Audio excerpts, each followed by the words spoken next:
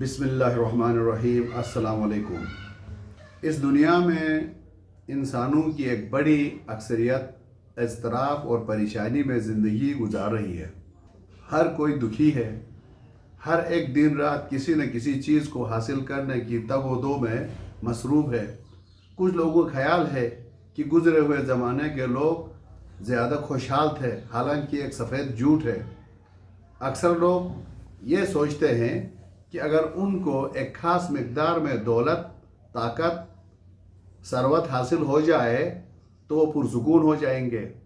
اگر یہ بات سچ ہوتی تو ہر زمانے کے طاقتور اور دولت مند فرعون نما حکمران اور بادشاہ سب کچھ ہوتے ہوئے ایک دوسرے کی دولت، سلطنتیں چھیننے کے لیے بےتاب نہ ہوتے۔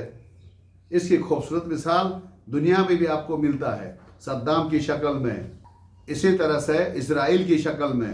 مختلف قسم کے لوگ ہیں جو اپنے سے کمزور یا کہیں پہ کوئی گیپ نظر آتا ہے تو وہ ان کی مال و دولت کو چھیننے کے لیے جھپٹ پڑتے ہیں۔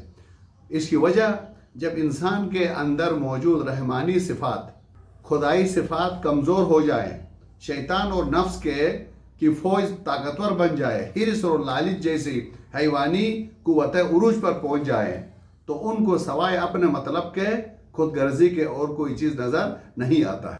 جیسا کہ آپ ملاحظہ کر رہے ہیں، لالچی، بے دین، بے ایمان انسان اور حکمران جہاں کہیں بھی کسی قوم یا ملک کی دفاعی قوت کمزور پڑتی ہوئی نظر آتی ہے تو عالمی کتوں کی طرح اس کمزور مملکت پر ٹوٹ پڑتی ہیں۔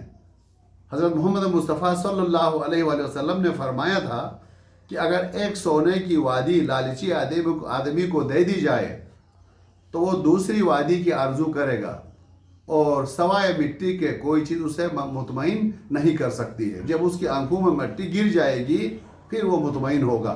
دوسری طرف اکثر غریب لوگ یہ سوچتے ہیں کہ اگر روٹی، کپڑا، مکان نصیب ہو جائے تو پھر جو ہمارے حکمرانوں کا ایک زبردست سلوگن بھی ہے، نعرہ غریب کی روٹی کا ہوتا ہے لیکن بعد میں اس کے منہ سے، جبڑے سے اس کی اپنی روٹی بھی نکال لیتے ہیں۔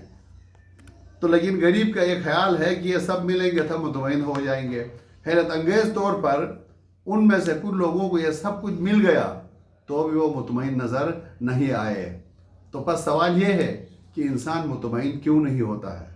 مطمئن اور پرسکون رہنے کا راز کیا ہے؟ تو ظالم اور جابر بادشاہ، بیوروکریٹس سونے چاندی کے برتنوں میں کھانا کھانے کی تمنا کیوں کرتے ہیں جبکہ کھانے کا ذائقہ مٹی اور لکڑی کے برتن میں موجود ہے؟ محلات تعمیر کرتے کرتے ظالم حکمران اور بادشاہ بوڑھے ہو جاتے ہیں، دار فانی سے رخصت ہو جاتے ہیں، لیکن ان کی ہوس پوری نہیں ہوتی ہے، ابدی نیند سو جاتے ہیں۔ وجہ کیا ہے؟ مزید سے مزید کی خواہش میں انسان اپنی ساری زندگی پاگلوں کی طرح دوڑتا رہتا ہے۔ گویا انسان ایک بچے کی مانند ہے، بازار سے گزرتے ہوئے وہ ہر چمکدار چیز حاصل کرنے کے لیے شور مچاتا ہے، ایک چھوٹے سے بچے کی طرح۔ جو عقل رکھنے والے ماں باپ ان کو ان کی ناجائز خواہشات سے روک کر ان کو انسانیت کا درس دیتے ہیں۔ یہ دنیا ہی بنی اسی طرح ہے، اس میں انسان اپنی زندگی کو ایک خاص حد سے زیادہ آرام دہ نہیں بنا سکتا۔ ہو سکتا ہے کہ ایک امیر ترین شخص اپنے چھوٹے قد اور کالی رنگت کی وجہ سے پریشان ہو سکتا ہے کسی کے ہاں ایب نارمل بچہ پیدا ہو، معذوریت کی وجہ سے پریشان ہو سکتا ہے کسی کی بیوی بد زبان ہو تو کسی کا شوہر بے رحم بیوی سے پریشان ہو، اور کوئی بیوی جو ہے اپنے شوہر کی فرعونیت سے پریشان ہو، کوئی اپنی بیماری کی وجہ سے پریشان ہو۔ تو میرے دوستو، پس کئی چیزیں انسان کی کنٹرول میں نہیں ہیں۔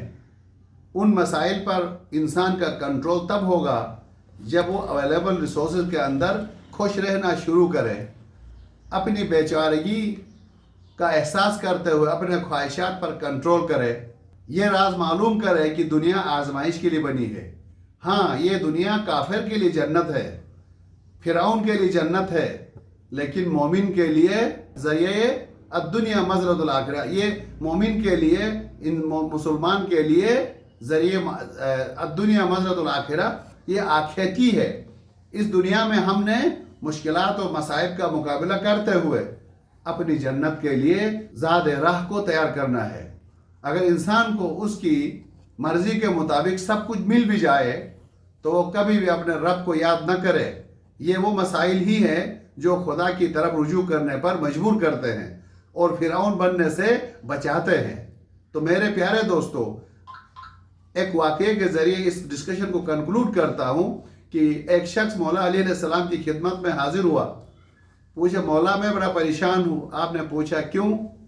इसलिए कि मैंने तमाम तर प्लानिंग के बावजूद, मेहनत के बावजूद, कोशिश के बावजूद मुझे कुछ मिला, कुछ नहीं मिला।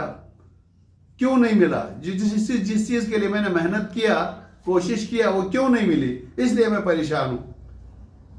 मौला ने फरमाया, ज़रा एक पाँव को, टांग को ज़मीन से ऊपर उठाओ। उसने एक टांग को ऊपर उठाया। फिर मौला ने फरमाया, दूसरी टांग को भी ऊपर उठाओ। उसने कहा, यह मुमकिन नहीं है, मैं एक ही पाँव को ज़मीन से ऊपर रख सकता हूँ, दोनों को ऊपर उठा नहीं सकता हूँ, वरना गिर जाऊँगा।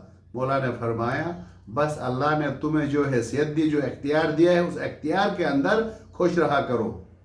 कुछ चीज़ें जो हैं वो अल्लाह की तरफ भी छोड़ दो, अल्लाह पे यकीन रखो, मेहनत करो। अगर कोई चीज़ वक्त पे नहीं मिलती है तो मायूस ना हो।